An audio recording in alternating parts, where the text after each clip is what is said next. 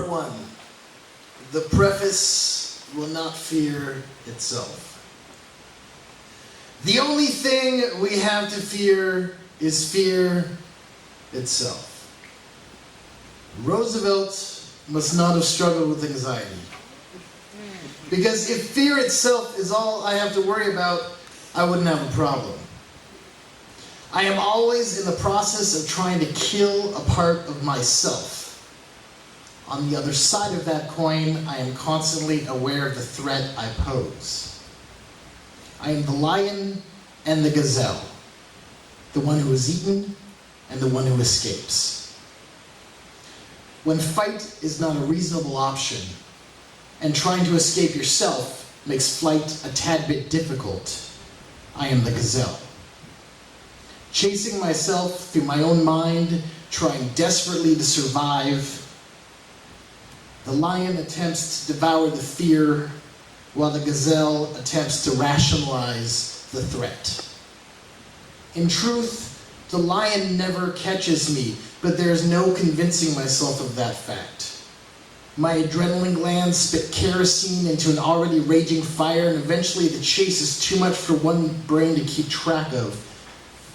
I malfunction, I am left with nothing but pulsating pupils and failing saliva, crumpled up against some wall, trying not to fall off this spinning world. It is this fever-pitched mayhem that brings on a panic attack.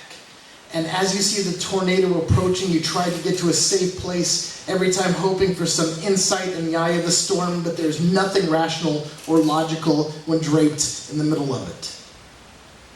The lion and gazelle have run so fast the winds have formed the vortex around me, and eventually the blur forms words that say, "What am I going to do?" There's nothing to do. There's no threat. There's no solution.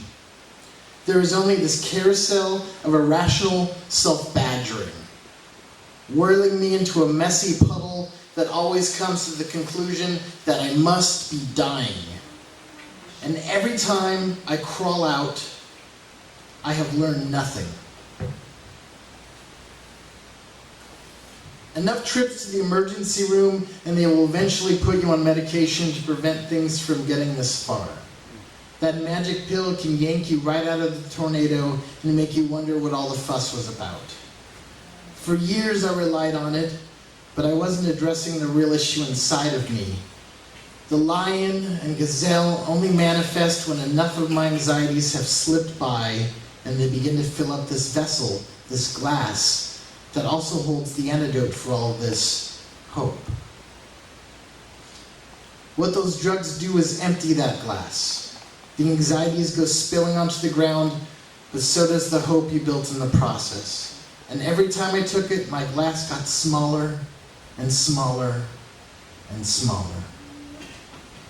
Until the panic attacks arrived without warning and I was dependent on the very pill that saved me to get me out of it. Through some act of bravery, I decided to look the lion right in the face, there standing in the mirror, gazelle with the reflection of a lion, and I was terrified.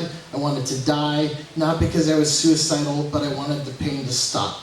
I wanted the racing thoughts to let up so I could just breathe.